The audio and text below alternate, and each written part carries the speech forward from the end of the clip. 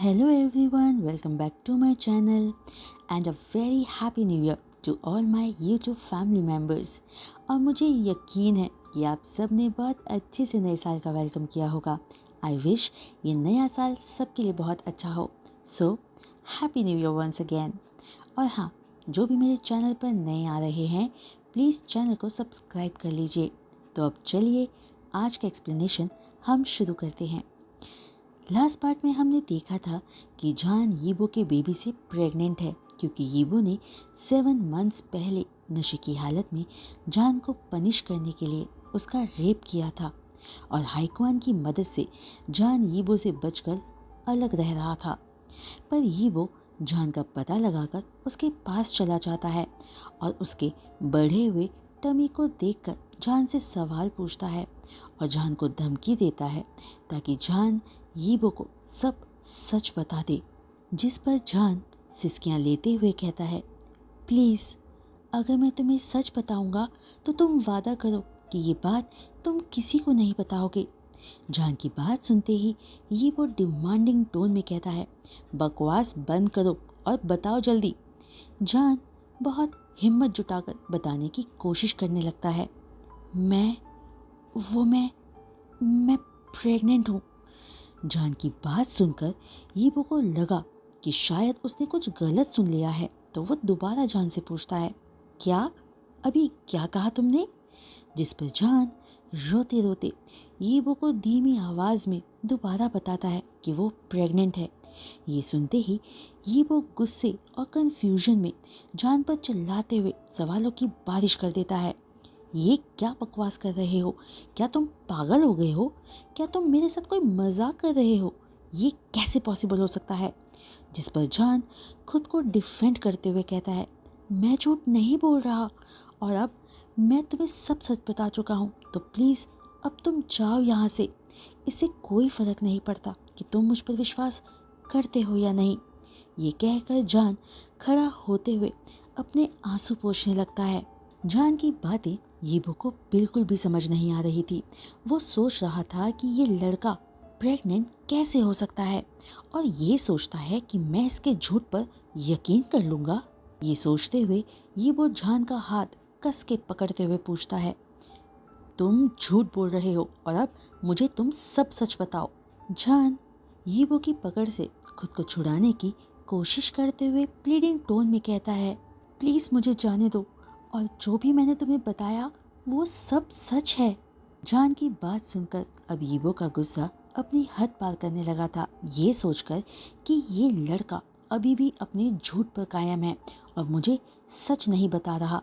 ये सोचते ही यीबो पूरे जोर से जान को हाथ से पकड़कर सोफे पर गिरा देता है और कहता है, अपनी पागलों वाली बातें बंद करो।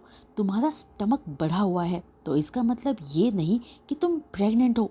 तुम एक लड़के हो और तुम कि तभी ये वो अपनी बात कहते कहते रुक जाता है जब वो अपने सामने जान को दर्द में आंखें बंद किए अपने टमी को कस के पकड़े हुए देखता है।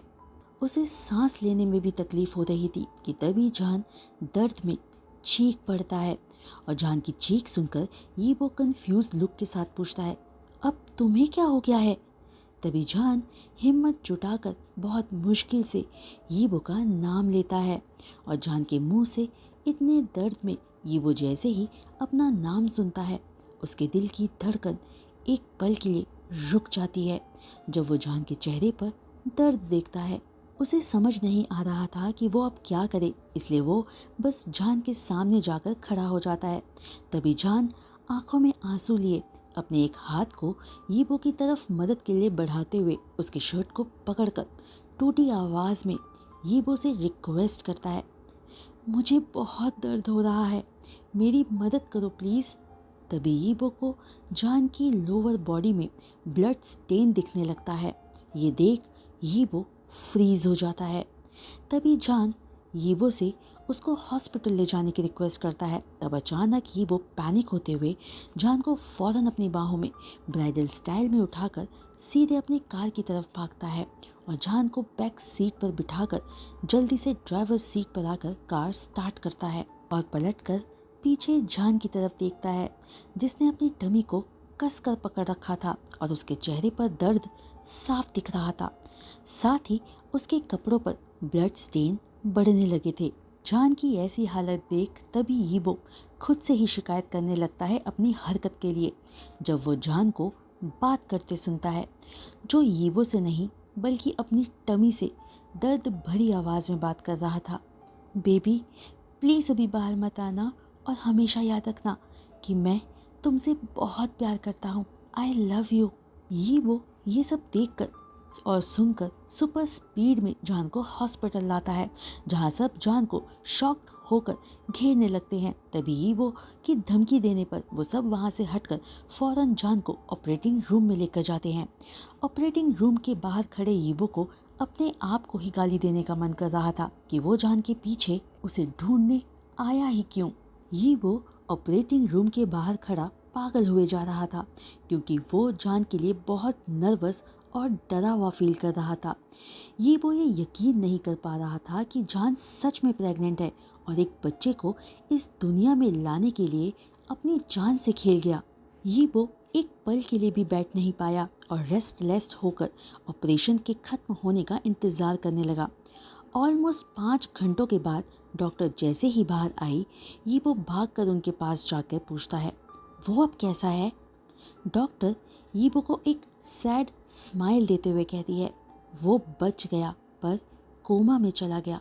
दरअसल उसकी बॉडी बेबी कैरी करने के लिए अभी डेवलप नहीं हुई थी और ऊपर से बेबी भी वक्त से पहले हो गया, तो हमें उसे ऑपरेट करना पड़ा। डॉक्टर की बात सुनते ही यीबो को अपने दिल में एक तकलीफ महसूस होती है, पर वो उस एहसास को साइड में रखकर डॉक्टर की तरफ देखता है। तो डॉक्टर आगे कहती है, और आप ज़रूर उस बेबी के फादर हो, है ना? बस यही इस पल यीबो का दिल धड़कना बंद कर देता है और वो सोचता है, फादर और मैं?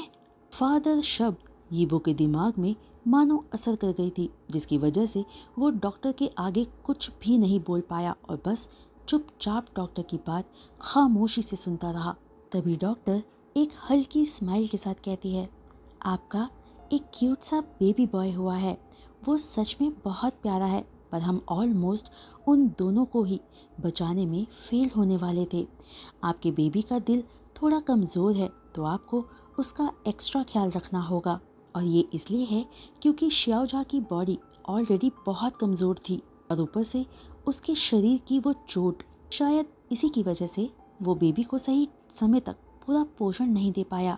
ये सब कहते हुए डॉक्टर की आंखों में उदासी साफ दिख रही थी। फिर डॉक्टर आगे कहती है, और हाँ, आपको श्याओझा का भी अच्छे से ख्याल रखना होगा, क्योंकि वो ऑलमोस्ट अपनी जान खोने ही वाला था। उसकी सांसें ऑपरेशन के बीच कई बार रुक गई थी। ये सब सुनते ही वो जो दर्द अपने दिल में महसूस कर रहा था, वो उसके बर्दाश्त के बाहर हो रही थी, पर वो फिर भी खामोश खड़ा डॉक्टर को सुन रहा था। डॉक्टर आगे कहती है, आपको पता है, मैं उसकी तब से डॉक्टर हूँ जब से उसे उसकी प्रेगनेंसी का पता चला था। हम दोनों ही ये न्यूज़ जानकर बहुत शॉक्ड हुए थे और मैं डर गई थी जब उसने एक पल के लिए इस बेबी को अबॉर्ट करने के बारे में सोचा। पर मैं खुश हूँ कि उसने आखिर में इस बेबी को रखने का फैसला किया और मुझे कहा कि ये बेबी उसके लिए ब्लेसिंग है।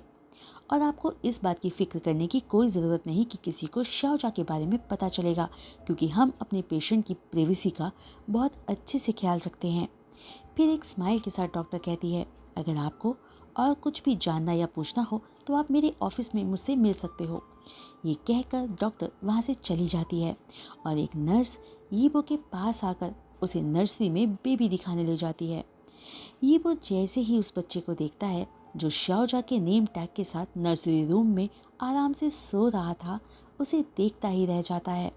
वो बच्चा सच में बहुत प्यारा था और यीबो को उस बच्चे के लिए एक अजीब सी फीलिंग का एहसास हो रहा था।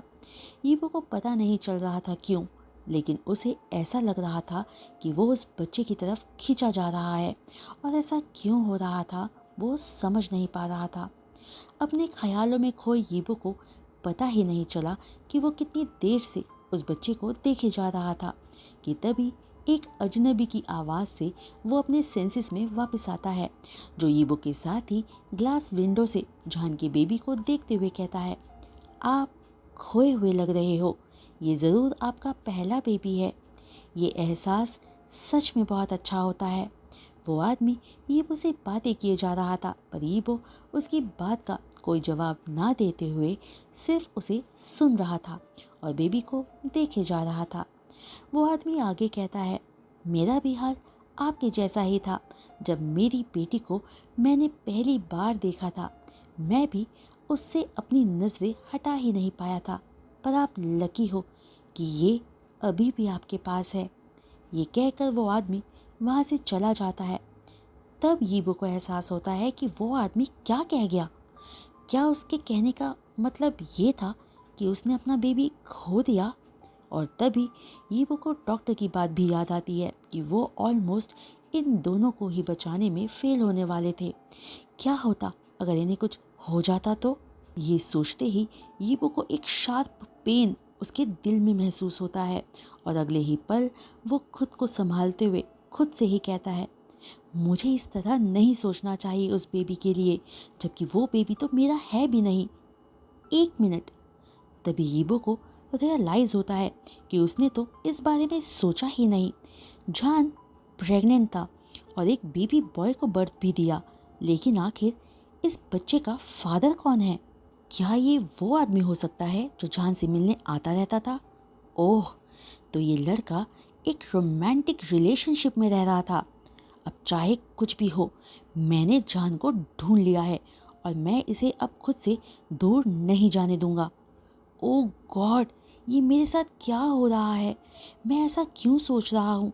मुझे क्यों बुरा लग रहा है ये सोचकर कि जॉन किसी और आदमी के साथ है? नहीं नहीं, ऐसा नहीं हो सकता। मैं गे नहीं हूँ। उफ, मेरा सिर दर्द कर रहा है, पर मैं गे नहीं हो सकता। खुद को एक आदमी के साथ इमेजिन करते ही मुझे डिस्गस्ट फील हो रहा है। पर उफ, शिट, क्यों मैं सिर्फ जान को लेकर इतना कंफ्यूज हूँ। ये वो अपने इमोशंस और सोच से स्ट्रगल कर ही रहा था कि तभी एक नर्स आकर यीबो से पूछती है कि क्या वो अपने हस्बैंड से मिलना चाहेगा, जिस पर अनकॉन्शियसली यीबो का सिर हाँ में हिल जाता है और नर्स के पीछे चलने लगता है। पर 2 कदम चलते ही यीबो रुक कर एक बार फिर मुड़कर बेबी की तरफ देखता है और दोबारा नर्स को फॉलो करने लगता है।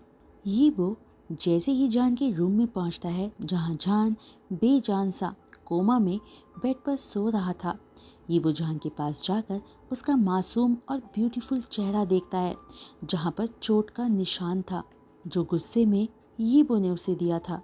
यीबो जान की पूरी बॉडी पर एक नज़र मारता है तो जगह जगह उसे चोट के पुराने निशान दिख रहे थे। यीबो को ये सब देखकर बहुत गिल्टी फील होने लगता है। वो इस समय जान के लिए जो फील कर रहा था, उसे ऐसे इमोशंस की आदत नहीं थी और वो सोचता है कि अगर वो वक्त को वापस ले जा पाता तो जान के ब्यूटीफुल चेहरे पर चोट पहुंचाने की बिल्कुल भी हिम्मत नहीं करता। तभी रूम का डोर ओपन होता है और एक नर्स बेबी को अंदर लेकर आती है। वो नर्स यीबो के पास बेबी को लाकर उसे पकड़ने को कहती है, पर यीबो डर से नर्स को बेबी पकड़ने से मना कर देता है कि कहीं वो बेबी को गिरा ना दे। तभी नर्स स्माइल के साथ यीबो को बेबी पकड़ना सिखाकर बेबी को यीबो की गोद में देकर चली जाती है। बेबी के टच से यीबो को जो खुशी मिल रही थी वो उसे शब्दों में बता नहीं सकता था। यीबो सोचता है कि उसे अब किसी चीज़ का अब कोई फ़र्क नहीं पड़ता, क्योंकि उसे अभी बहुत अच्छा लग रहा है। शायद सभी फादर्स को ऐसा ही फील होता होगा जब वो अपने बेबी को पहली बार अपनी गोद में लेते हैं। पर मैं तो इसका फादर भी नहीं हूँ, लेकिन शायद मैं ऐसा इसलिए फील कर रहा हूँ क्योंकि मैं भी अपनी एक फैमिली चाहता था, जो इस लड़के की वजह से। उफ, अब मुझे इसके लिए ऐसा सोचना बंद कर देना चाहिए। ये वो बेबी को गोद में लिए खुश होते हुए अपनी सोच की दुनिया में था कि तभी बेबी रोना शुरू कर देता है। ये वो पैनिक होते हुए बेबी को चुप कराने की कोशिश करता है, फिर जान के पास बैठकर बेबी को जान से टच करवाने की कोशिश करता है। तभी बेबी अपनी आंखें हल्के से खोलता है, जिसकी आंखें बिल्कुल जान जैसी थी, जिसे देख यीबो को जान की आंसुओं से भरी आंखें याद आने लगती है।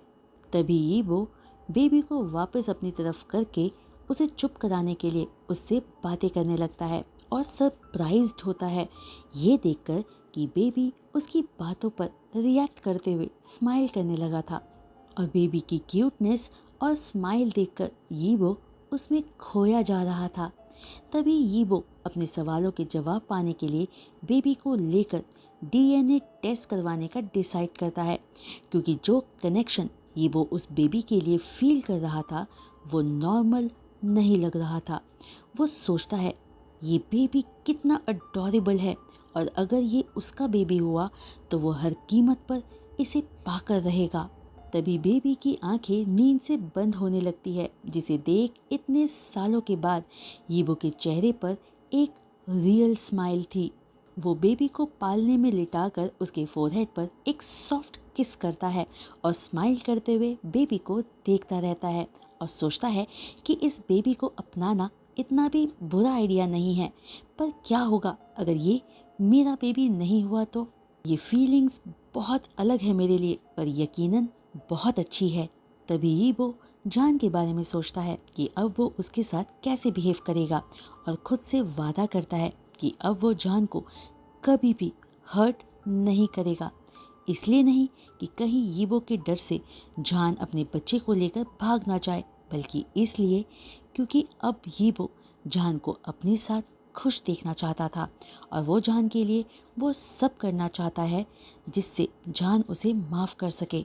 फिर कुछ दिनों के बाद यीबो को डीएनए टेस्ट रिपोर्ट का रिजल्ट पता लगता है, जिसे जानकर यीबो खुशी से पागल हुए जा रहा था, क्योंकि रिजल्ट से उसे पता लग गया था कि वही इस लिटिल एंजल का फादर है। वहीं हफ्तों बीत चुके थे पर जान को होश नहीं आया था, इसलिए यीबो को चिंता होने लगी थी। डॉक्टर से पूछने पर डॉक्टर ने बताया था कि जान रिकवर कर रहा है, पर फिर क्यों अभी तक उसे होश नहीं आया था। लेकिन यीबो को ज़्यादा दिनों तक इंतज़ार नहीं करना पड़ा, क्योंकि जान ने फाइनली 2 दिनों के बाद अपनी आंखें खोल ली थी। उस दिन यीबो सिजुई को फीड करवा कर सुला रहा था। यस, यीबो ने अपने बेटे का नाम सिजुई रखा है। कि तभी उसे जान के कथाने की आवाज़ आती है, तो यीबो फौरन पलटकर जान की तरफ देखता है और उसका दिल खुशी से भर जाता है। वो जान के बेड के पास आकर बैठ जाता है। जान धीरे से अपनी आंखें खोलकर चारों ओर देखने लगता है और जैसे ही उसकी नज़र यीबो पर पड़ती है उसकी आंखें डर से बड़ी हो जाती है और वो यीबो से दूर हटने लगता है और पैनिक टोन में यीबो का नाम लेता है, वांग यीबो। तभी यीबो एक सॉफ्ट स्माइल के साथ जान के शोल्डर्स को पकड़कर कहता है, प्लीज़ शांत हो जाओ, मैं तुम्हें कोई नुकसान नहीं पहुंचाऊंगा और मैं खुश हूँ कि तुम फाइनली उठ गए। ये सुनकर जान एक कंफ्यूज लुक के साथ पूछता है, तुम्हारा क्या मतलब है? लेकिन इससे पहले कि ये वो कुछ कहता, जान को कुछ रियलाइज़ होता है और वो फौरन अपने ऊपर से ब्लैंकेट हटाकर अपनी टमी की तरफ देखता है और अपनी टमी पर हाथ फेरते हुए अपनी आंखों में आंसू लिए टूटी आवाज़ में पूछता है, मेरा बेबी कहाँ है? फिर अपनी टमी पर हाथ रखते हुए ही यीबो को देखते हुए डरी हुई आवाज़ में कहता है, नहीं नहीं नहीं, प्लीज़ बताओ मेरा बेबी कहाँ है। जान की ऐसी हालत देखकर यीबो को बहुत दुख पहुंचता है और उसे अब तक की अपनी हरकतों पर बहुत अफसोस होता है। तभी यीबो जान के आंसुओं को पोंछते हुए कहता है, तुम पहले शांत हो जाओ, वो ठीक है और वहाँ सो रहा है। यीबो ये सब बच्चे के पालने की तरफ इशारा करते हुए जान से कहता है, तो जान भी उस तरफ देखने लगता है जहाँ यीबो इशारा कर रहा था। फिर यीबो जान का हाथ पकड़कर पूछता है कि क्या वो बेबी को अपनी गोद में लेना चाहेगा, जिस पर जान हाँ में सिर हिला देता है। लेकिन जान की क्यूट आईज और फेस को देखकर यीबो का दिल अपना कंट्रोल खो रहा था, पर यीबो जान के पास से उठकर केयरफुली बेबी को लाकर जान की गोद में देता है, जिसे देखकर जान की आंखों से खुशी के आंसू बहने लगते हैं। ये सीन देखकर यीबो को अपना दिल पिघलता हुआ सा महसूस होता है और वो अब किसी चीज़ की परवाह नहीं करने वाला था। Thank you.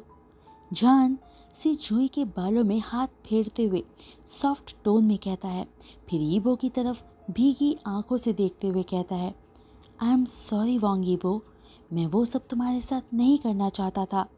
जॉन की बात सुनकर एक गहरी सांस छोड़ते हुए ईबो जॉन के कंधे पर हाथ रखते हुए कहता है, कोई बात नहीं शाओजा, बल्कि मुझे तुमसे माफ़ी मांगनी चाहिए कि अपने गुस्से में अंधा होकर मैंने तुम्हें इतनी तकलीफ पहुंचाई।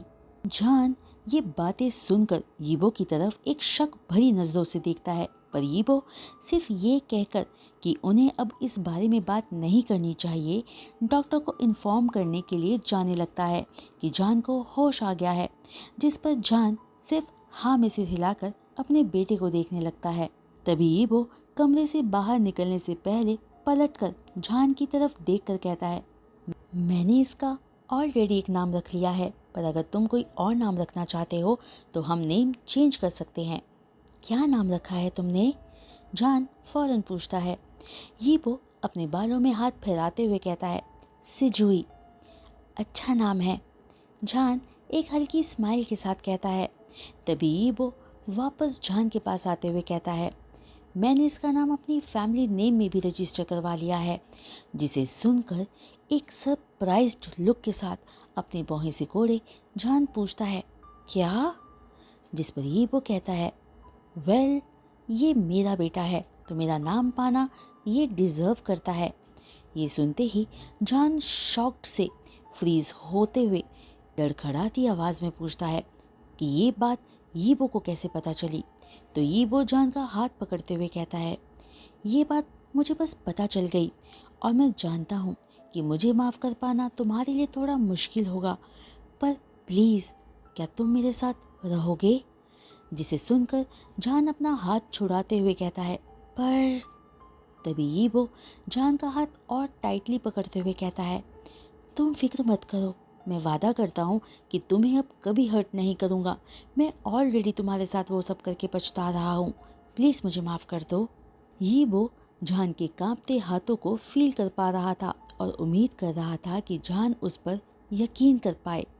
तभी जॉन एक ठंडी आह भरते हुए एक बार यीबो की तरफ तो एक बार सिजुई की तरफ देखता है, फिर यीबो की आंखों में सीधे देखते हुए इनोसेंटली कहता है, वादा करो मुझसे कि तुम अब मुझे दोबारा कभी हर्ट नहीं करोगे। ये सुनते ही यीबो खुशी से हाँ में सिर हिलाते हुए कहता है, पक्का, मैं वादा करता हूँ कि मैं अब कभी तुम्हें हर्ट नहीं करूँगा। तो क्या अब तुम मेरे साथ रहोगे?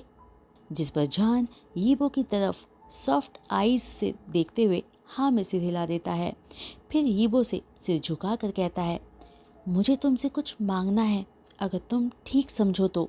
जिस पर यीबो खुशी से कहता है, जो तुम कहो मैं वो दूंगा। मैं आचिंग से मिलना चाहता हूँ। जॉन धीमी आवाज़ में कहता है। आचिंग का नाम सुनते ही यीबो अपनी भौहें सिकोड़े सोचता है कि ये कौन है, क्या ये इसका लवर है?